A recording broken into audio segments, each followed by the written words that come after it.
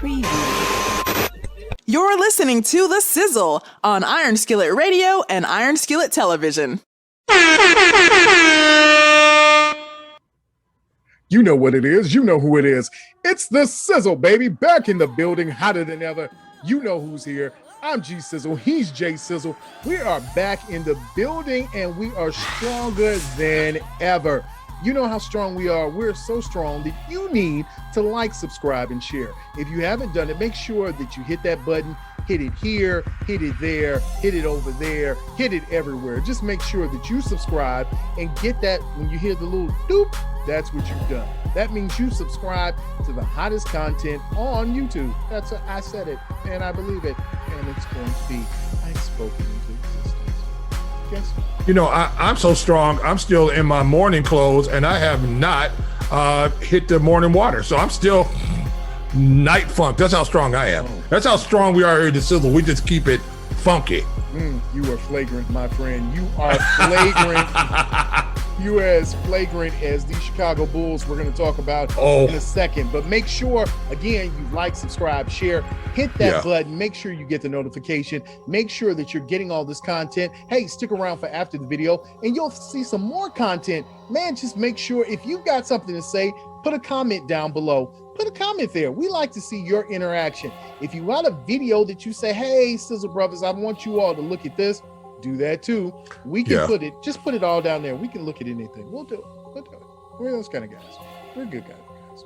I think so. But hey, Jay, let's talk about the Bulls real quick. Let's talk about the young players on the rise, or maybe not on the rise. You know, we look at a lot of young players around the league, and we're looking at Lauri Markkanen and Patrick Williams specifically. I'm not going to put Kobe White into it. Maybe I should, but I'm not going to put him there just because he has not been as. Are we going to put Lauri Markkanen as one of the young players now? Any past that? Any a veteran? You know, I would think he's a vet, but he's playing like a young person. So I don't know. Do you put him in there? But haven't progressed? Are we still going to wait on Lauri Markkanen to be the Lauri Markkanen we think he's going to be? Or have we just figured out Lauri Markkanen is who he is right now? He's a guy with a boatload of potential who I think we've seen him play his best in spurts for 3 or 4 games. He's really good for 3 or 4 games, and then he's not existent for 3 or 4 games. I just think that's who Lauri Markkanen is. Yeah, his consistency at this point has been something that is legendary. I think his consistency at this point is something that we all need to talk about. And it should be concerning. I would think it would be concerning to the Bulls' brain trust. It should be concerning to anybody in the league, because if you're picking up Lauri Markkanen, you're picking up a high-ticket player with a really questionable motive at this point. You know, you got a guy who has a high ceiling and no rocket to get him there. Yeah. This guy is the quintessential poster boy for potential. Right. That he potentially could be great. He potentially could be taking your team to the next level. He potentially could be taking your team deep into the playoffs. Oh, sorry. I didn't mean that. Well, if he wasn't on the Bulls, they could go to the playoffs. But right now, you're looking at Lauri Markkanen, and you're saying, what? What can we do with Lauri Markkanen? Now you have Vucevic here. You have Zach LaVine here. You now could be a third option, and this third option was sitting on the bench. That's a problem. That's a problem right here for Chicago, and I think Chicago, again, waited too late, because now it's too late. If you were going to move Lauri Markkanen, you probably should have, but now I think you're going to be stuck with him, because just like you said, the rest of the league is like going, maybe that's not a guy we want to pin our playoff hopes on. Yeah, it's getting to that point now, and that's funny that you mentioned that about Lauri. I never thought about the fact that maybe he's not young anymore. And I mean, I'm saying it, he's young in age, but he's not a young player. He's a veteran. Yeah, he's a veteran.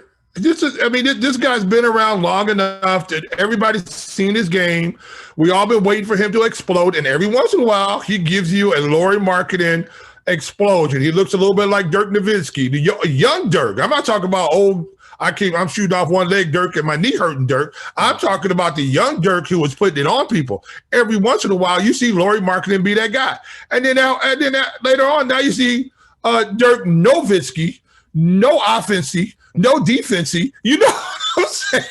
And now he's sitting on the end of the benchy, and you know it's. This is really bad for the Chicago Bears. I think the absence of Lauri Markkanen is more detrimental to the Bears' success. Bears will help you to the Bulls' success. Right, because I'm going to say if he's playing for the Bears, there's a problem. He could play quarterback for the Bears and back up. I'm just saying. We'll talk about that another time. But you're looking at a guy right now who should be talked about as being one of the top offensive players in the league. Not all offense, but just one of the top guys, a guy you have to account for. You don't have to account for. It might be a time he might have to buy a ticket to get into the United Center. You are ridiculous. You do know that, my friend. You are completely ridiculous. But you know what?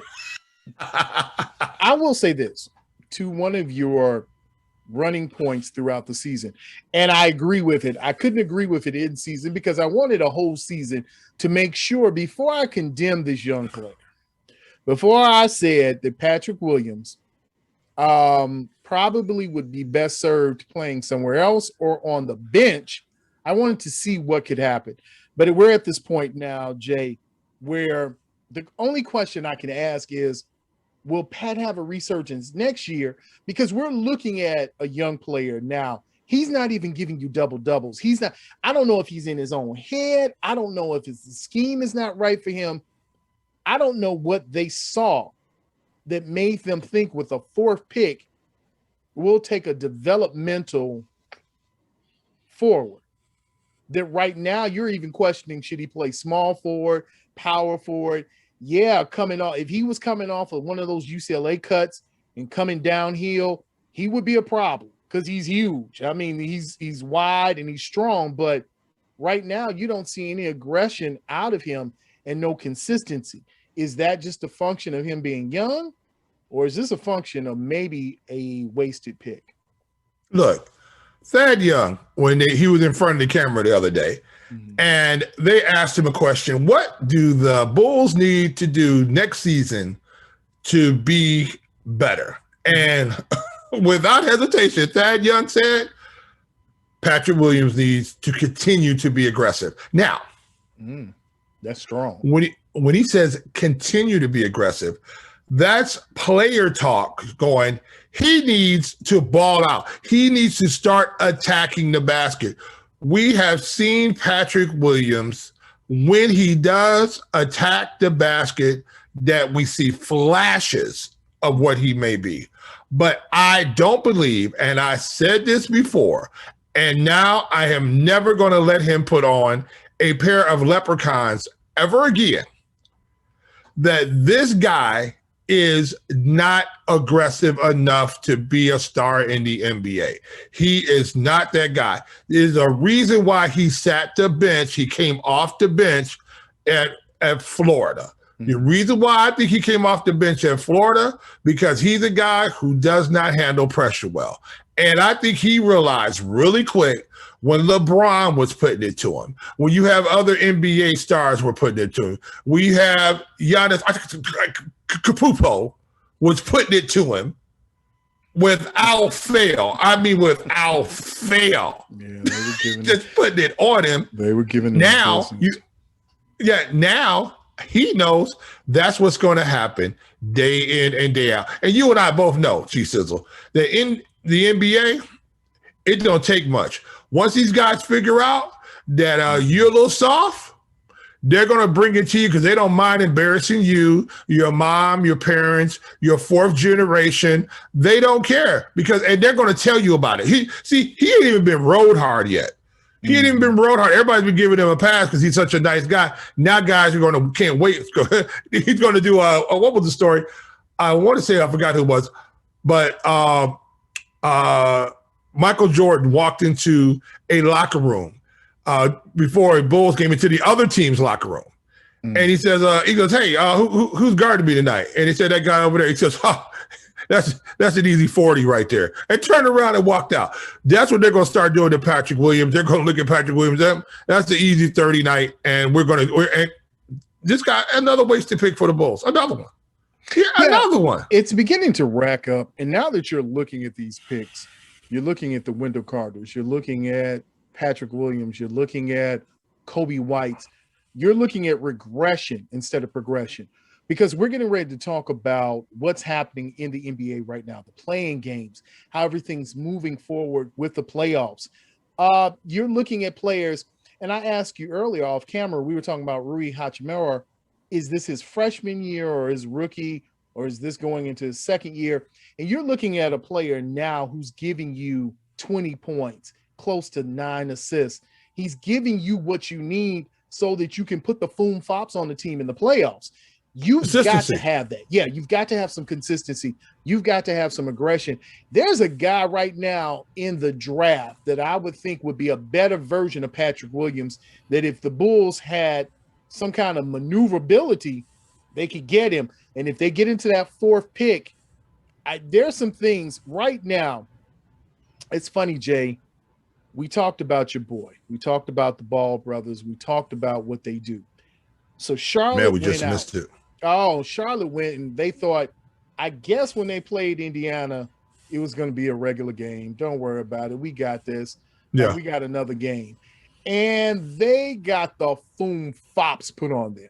Foom fops. I mean, it was horrific and it showed what a good rookie team without experience has versus a team with experienced NBA veteran killers. They went in and sliced and diced, and it was horrific. And then to that point, they got sliced and diced by the Wizards. I mean, you're talking about a team that was 1 point down at the end of the first quarter, then down by 13, 14, then down by 18. There you go. There's your game. There's your game right there. And it was bad. The Pacers were standing by the grave and getting hit. They were digging the grave and didn't know they were going to be laying in it. And somebody ran up behind them and whacked them with the shovel. You know what I'm saying? Look, when you give this type of effort into an elimination game, what does that say about your franchise? What does that say about your franchise? Because nobody's knocking anybody down. We just gonna let Russell Westbrook and them just do what they want to do. Yeah, just beat you by 27 points. Easy 27.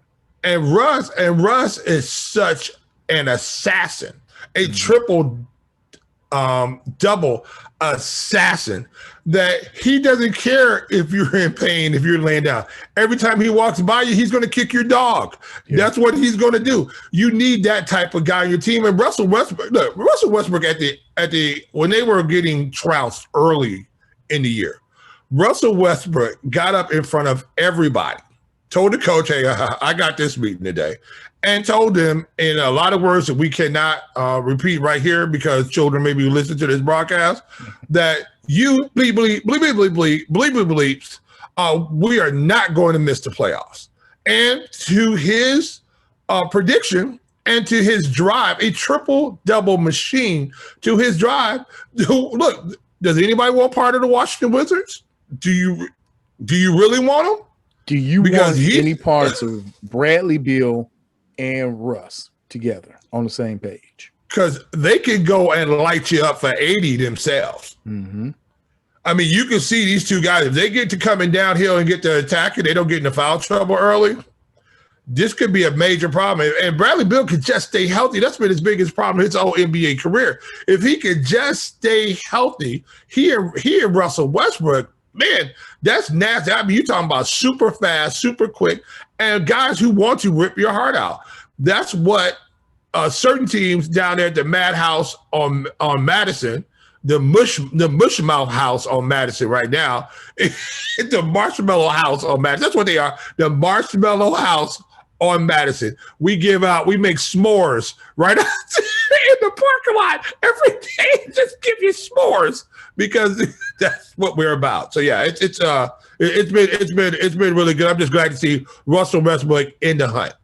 You know who the fourth leading scorer was for that game? Who? A gentleman we know quite well, a Daniel Gafford, who put in 22 minutes. Wow. At 15 points and 13 rebounds. That name sounds familiar. Why does that name sound familiar? Oh, that was the guy that was let go, right? Mm-hmm. So it seems like a number of these guys are finding success in different places right now. So is this a situation where they're just not a fit for the Bulls, or the Bulls don't know how to fit them in? You know, I've been asking it, and it's funny. We keep talking about it with the Bulls. We've talked about this probably since the post-Jordan era. Each coach, way back. I'm going to start it at Scott Skiles. One thing they've always said, Scott Skiles, Vinny Del Negro, Tom Thibodeau, he changed it, but the narrative has always been the Bulls players are what? Soft. They're all soft. They're soft and they're not dedicated to their craft. They're not consistent. And I'm beginning to ask myself when it comes to the Bulls, even with a player like Zach LaVine, is it the problem? Is it Zach LaVine or is it the Bulls? Zach LaVine can't be the toughest guy on your ball club. I like Zach LaVine. I think Zach LaVine's a tough guy. He just can't be the toughest guy. He just can't be the toughest guy. He can't be the leader. He can't be a leader. What was that movie way back in the day? Warriors. Was it Warriors? Warriors come out and play. Eh? Yeah. He can't be the leader in any one of them gangs. Hey, let me ask you this. Did you notice with Lauri Markkanen once they traded for Vooch? Did you heard the new Zach? Like, he wasn't as angry. He wasn't like the Warriors. Who wasn't as angry? Zach LaVine. He wasn't like, yeah, man, we just play because we play, because that's how we play, because that's what I do. Then he was more insightful. He's like, well, we pass the ball around, we make movements. And you're like, wait a minute, who is this Zach LaVine? This is not the angry bruh. It's like he stopped listening to hardcore East Coast rap in his iPod. Zach LaVine is getting ready for his next big contract that won't be with the Chicago Bulls. That's what Zach LaVine is doing. Zach LaVine is saying, I'm going to be a media maven. I can sell Jell-O pudding pops just like anybody else can. And let me see what team can I link up and possibly go get a chance to go get a championship, because he's already figured out that championship train is not coming through Chicago. We've already seen it. Look, they took an all-star in Vucevic and made him look pedestrian. And this is a guy who we were super happy about him being here right now. What was the spark from him? So I don't see from the Bulls, they let everybody make the playoffs this year and the Bulls didn't get a chance to get in there. They let everybody in. Little Sisters of the Poor, the guys down there, Jimmy John's Sandwich Rec League team was in. I think they just played the play-in game. I think they're playing the Warriors tonight. You know what I'm saying? They let everybody in and you can find a way to get in there. Okay. Before we go, quick question. Sure. Warriors, Grizz. I got the Warriors. And the reason why I'm saying I'm getting the Warriors is I think Curry is just not going to go. Look, this team, here's the thing about the Warriors right quick. The Warriors are missing a couple of big pieces right now. And they're still playing. Look, everybody for that LeBron, I can see the basket. That 40-footer he shot out there, which was a great shot by LeBron. But the Warriors imploded. You could see the Warriors actually maybe even advancing in the playoffs. Right now they're going to go and get trounced out. But I got the Warriors tonight because I think again the Lakers had a really good game plan against Curry, who still went for almost 40 points. Right. So there's a guy I think who's going to be filled up. He's going to have another 40-45 point night again, but maybe it's not going to be enough if his young players around him cannot help fill the stat books on the side of him, because we just find he can't do it all by himself. Right. Well, you know who it is. You know what it is. It's the Sizzle here on Iron Skillet Radio, Iron Skillet Television. We are the hottest talk in the 219. We are the talk of the 219, and we are just so happy that Jay has been released. And oh my God, they've come and got me. Oh, they've come and got me. Where you at, G SIZZLE? They're coming to get me. Oh, he's back. Hey, just glad to be back, and now they're gonna come and grab you. Yeah. They're going to grab somebody. So you know who it is. You know what it is. It's the Sizzle here on Iron Skillet Radio, Iron Skillet Television, and we will see you on the other side.